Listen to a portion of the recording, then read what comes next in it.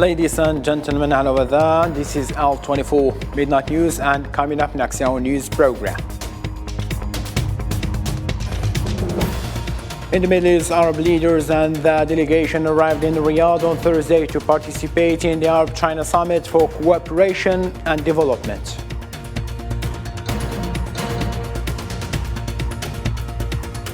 Within the second day of the 9th high-level conference on peace and security in Africa that is held in Iran, Algerian Foreign Minister Al reiterated the importance of joint African action against terrorism.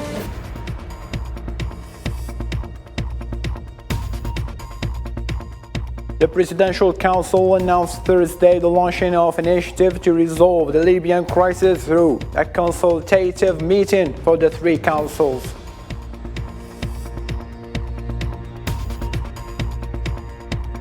Peru's new President Dina Boluarte ruled out early elections on Thursday, her first day in office following the dramatic ousting and arrest of her predecessor Pedro Castillo. Hello, welcome again. I'm your host Abdulrahim Kashour, and those were today's top stories. First, from Algeria, Algerian President Mr. Abdelmajid Tebboune shared at the headquarters of the Ministry of Defense the periodic working meeting, during which he listened to a comprehensive presentation on the prevailing security situation in all parts of the country.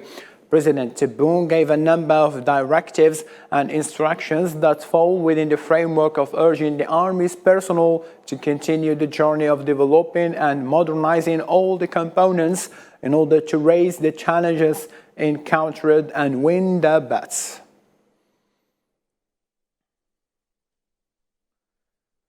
Algerian Foreign Minister Mr. Al held bilateral talks with his Nigerian and Chadian counterparts, the Minister of State of the Ethiopian Ministry of Foreign Affairs, the Minister of State of Zimbabwean Ministry of Foreign Affairs and International Trade, as well as the Deputy Minister of Foreign Affairs of Djibouti.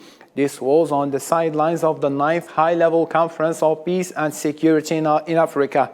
The talks dealt with developments on the continental level and ways to support efforts to promote peace and stability, especially by enhancing the contribution of Iran's process of promoting the African approach in this field. We also had the Algerian mediation in the sub-region during the rebellion in Niger and the Tuareg rebellion, and during the peace accords that we had in Niger. The role of Algeria was crucial. These accords have allowed us to enjoy a great stability.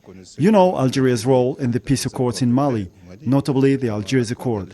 I think Algeria plays a positive role, a role that lives up to the place it occupies in the Sahara region. L'Union africaine demeure un socle solide. The African Union remains a solid foundation on which Africans should rely, and I believe that such meetings allow us to produce shared visions. They also allow us to develop strategies and, as we often say, identify prospects for African solutions to African problems. In the same line of thought, the 9th High-Level Conference on Peace and Security in Africa, held in the western city of Iran, is continuing for the second consecutive day. The Algerian Foreign Minister Mr. expressed on the second day of the conference the importance of strengthening joint African action against terrorism at the level of all international bodies. During a session placed under the theme African Response to Emerging Threats to Peace and Security on the Continent, combating the scourge of terrorism and violent extremism in Africa. Lamamra indicated that Africa has pioneering experience in the fight against terrorism, and a lot of work can still be done in this field. It is quite legitimate for each one of us, each one of our countries, and collectively to all of us, to organize our collective response to terrorism in a variety of legitimate means. The members of the Criminal Reconciliation Commission appointed by decree on November 11 were sworn in on Wednesday. at the Carthage Palace before the President of the Republic, Kais Saied.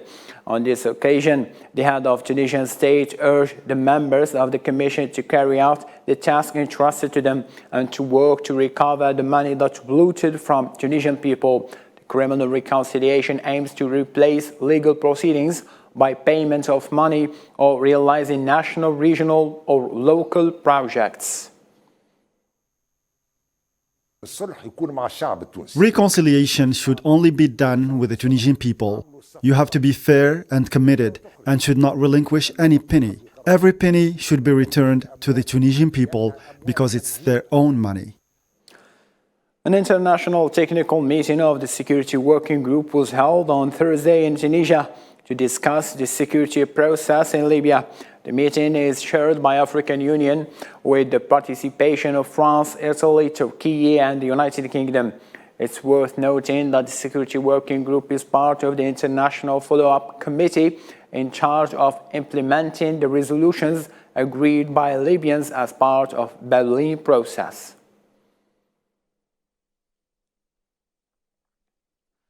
The Libyan Presidential Council has announced on an initiative to resolve the crisis, which include consultative meetings with the representatives of the Tobruk-based parliament and High Council of State, the Libyan Senate, in coordination with the envoy of the Libyan support of United Nations, Abdullah Batili.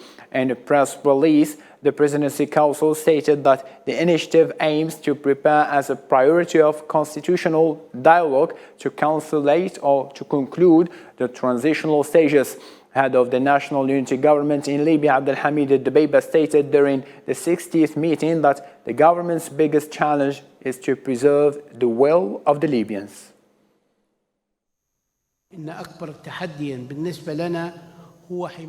Our biggest challenge is protecting the will of the Libyan people who reject suspicious deals, preventing the sharing of power in exchange of protection, and returning the path of elections and their implementation in all regions of Libya. This matter coincides with the international position expressed by Abdullah Batali a few days ago through his statement, who urged the parties concerned to hold the elections. To a different matter, in the latest violence to shake the region after months of unrest, the Palestinian Health Ministry said that occupation forces killed 4 Palestinians in separate incidents in the occupied West Bank on Thursday. Earlier in the day, 3 Palestinians were killed when the occupation forces were carrying out an arrest raid in the flashpoint city of Jenin in the northern West Bank.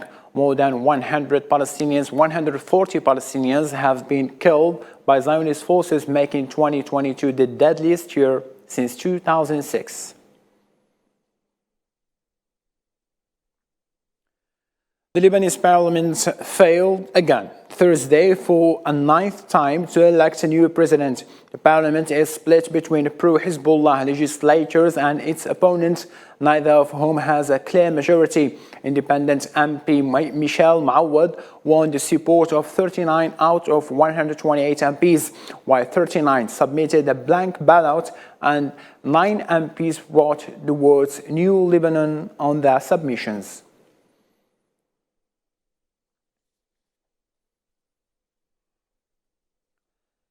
People took to the streets in Iraq's southern city of Nasiriyah in the early hours of Thursday to mourn the 2 protesters shot dead by Iraqi security forces the previous day.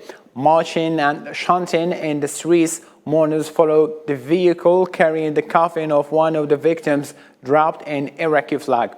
This is an unprecedented incident since the new government in Iraq was formed in October, which compelled Prime Minister Mohammed Shia al-Sudani to form an investigation committee and direct the Interior Minister to remove Nasiriyah's police chief and appoint a new commander.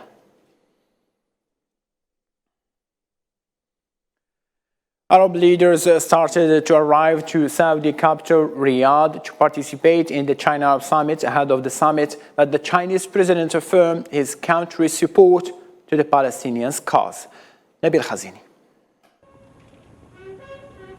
Upon the touchdown of the Chinese President Xi Jinping on the soil of the Kingdom of Saudi Arabia, features of the Chinese Arab Summit began to appear. The event represents an important stage within a global context that seeks to get out of the hegemony of one pole to a multipolar world which has started to become evident in more than one region.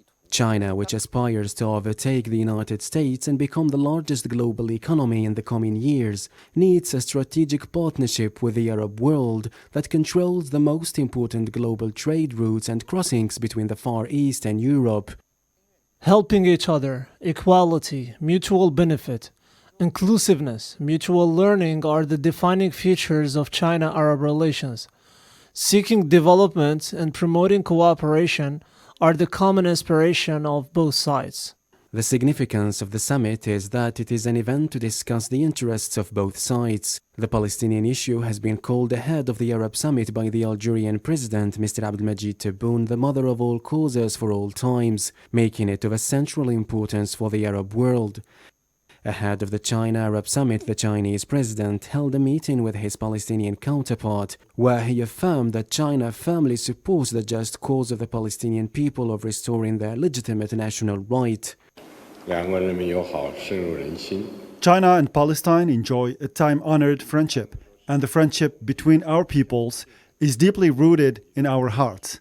For more than half a century, we have always trusted and supported each other. No matter how the international and regional situation may change, China firmly supports the just cause of the Palestinian people and will always stand by them.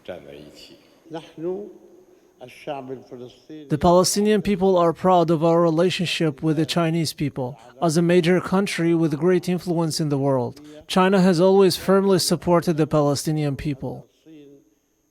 The China-Arab summit is seen to be important. Both sides' interests are intertwined in many fields. The Arab world is among China's priorities in terms of trade and investment, as well as in the political aspect.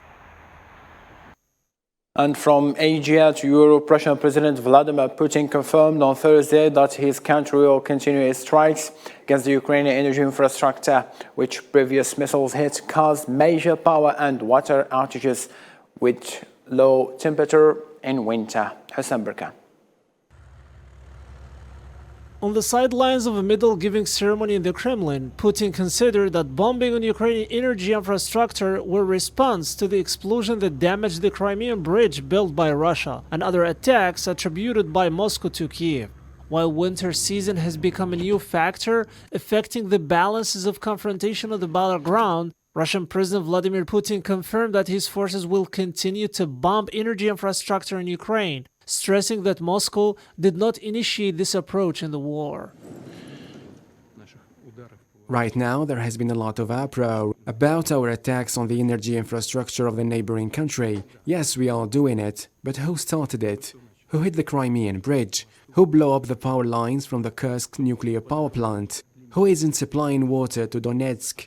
Not supplying water to a city with more than 1 million people is an act of genocide. As soon as we move and do something in response, they scream and shout to the whole universe. This will not interfere with our combat missions.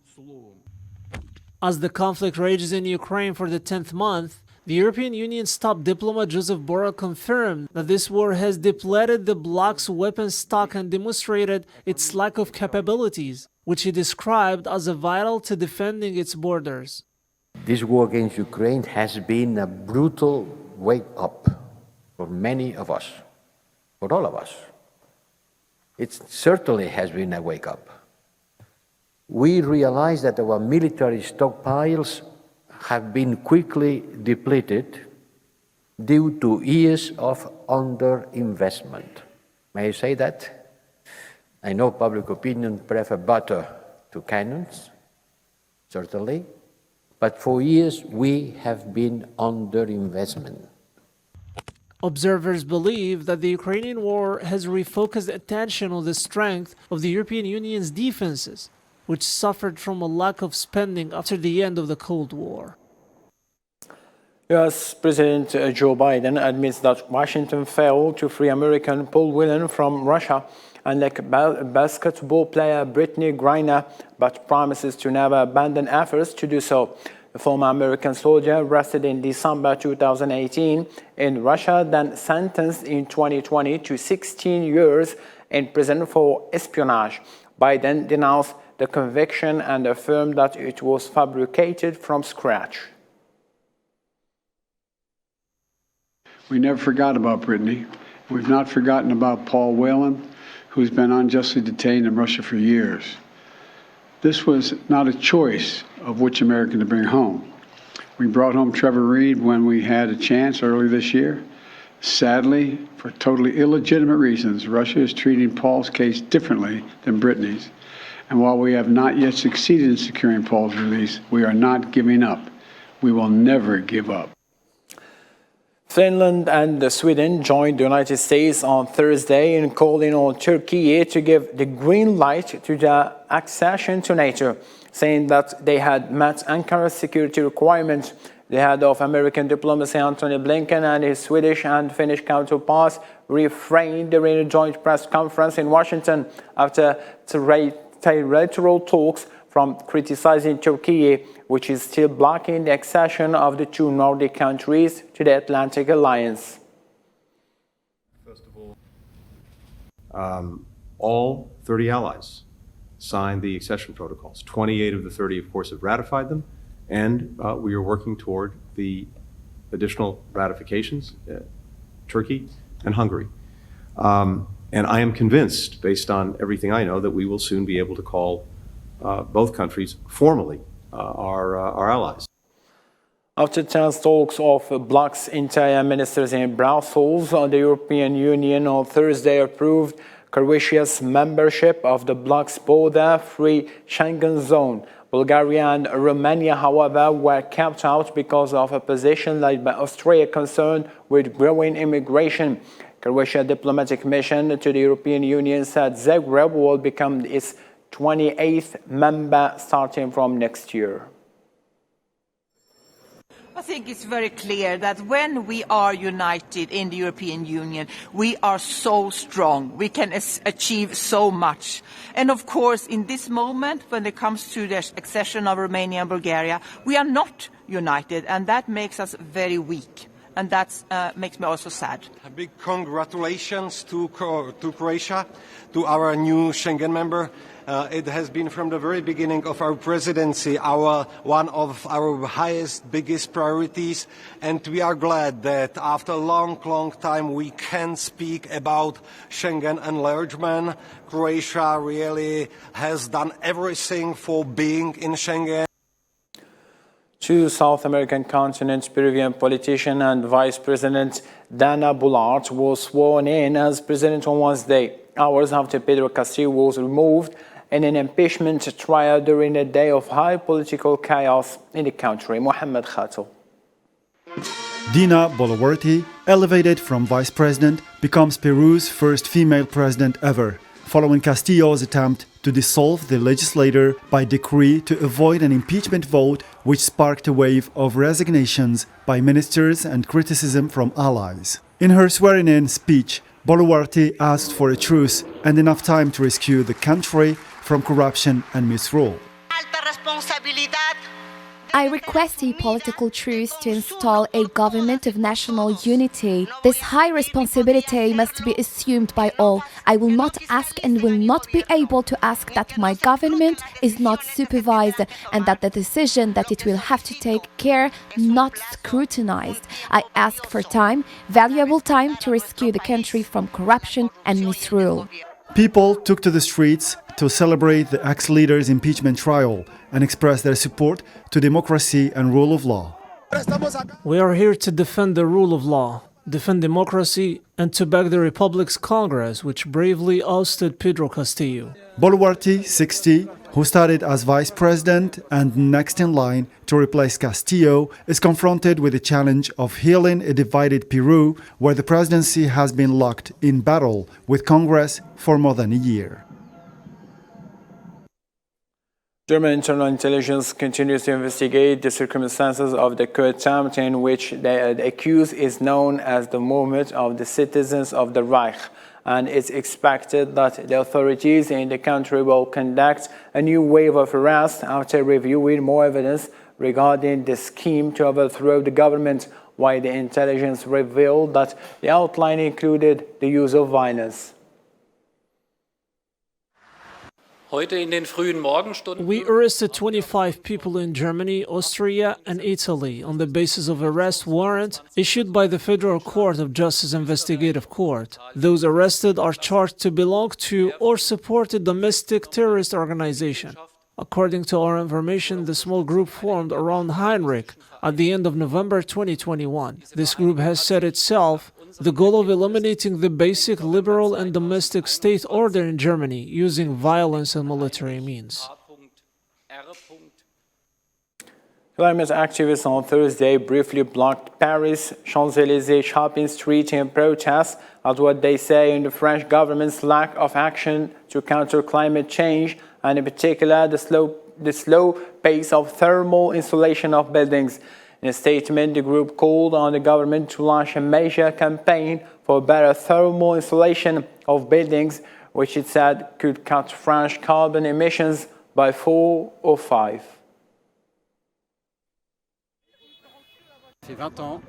I have been worrying for climate more and more for 20 years. It has also been 20 years that I have let other people act. I've been telling myself others are going to act, but nothing is done.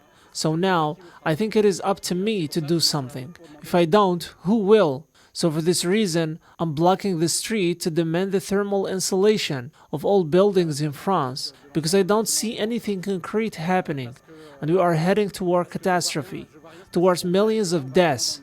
We have to act now.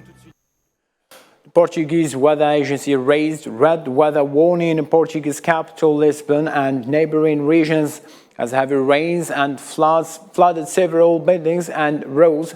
The country's civil protection agency said that as a result, one woman has been killed after being trapped by water in her basement.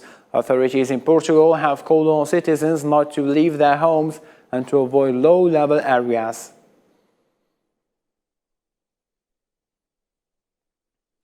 Guatemalan court sentenced the country's former president Otto Pérez on Wednesday to 16 years in prison after he was found guilty of leading a massive customs fraud scheme while in office.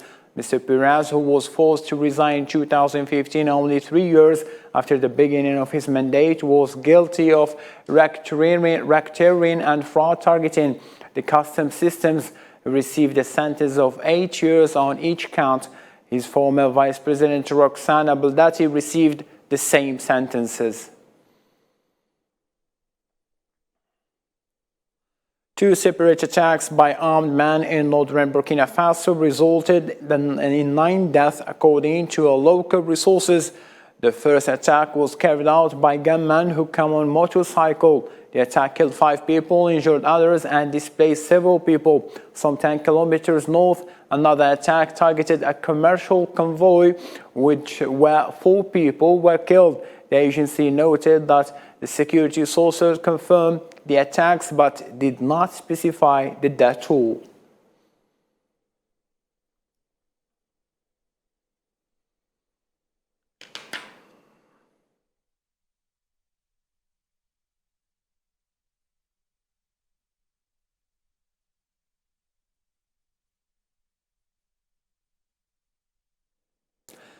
One of the most beautiful aspects of hosting the most prestigious world events, such as FIFA World Cup in Muslim Arab countries, is that people and visitors from all over the world will have the opportunity to learn about a new culture, language, and way of life. Maria Rodriguez, an Argentinian football fan, grabbed the phone and began filming at the Blue Mosque or Katara Mosque. Maria sat behind Al Muaddin, who was calling for an afternoon prayers, filming with great interest. Not to forget Sadat Anwar, who is a Canadian Muslim, volunteering and taking part in this big stage to teach people what and how to be a Muslim. Let's hear it.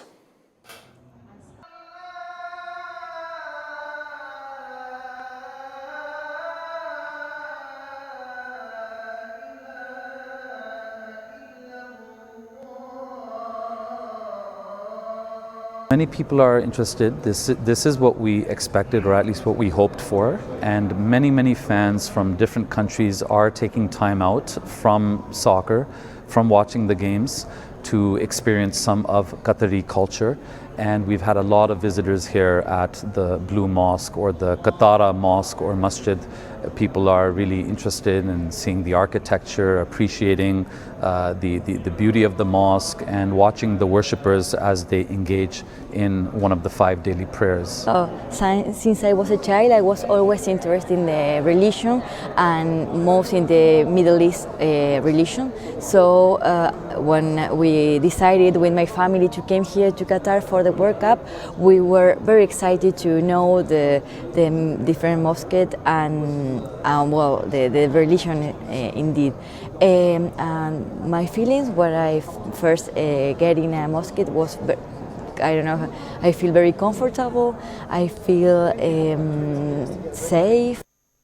A really beautiful FIFA World Cup Qatar is delivering. Ladies and gentlemen, thank you so much for being with us. For more updates, you can follow our social media platform. And for now, good night.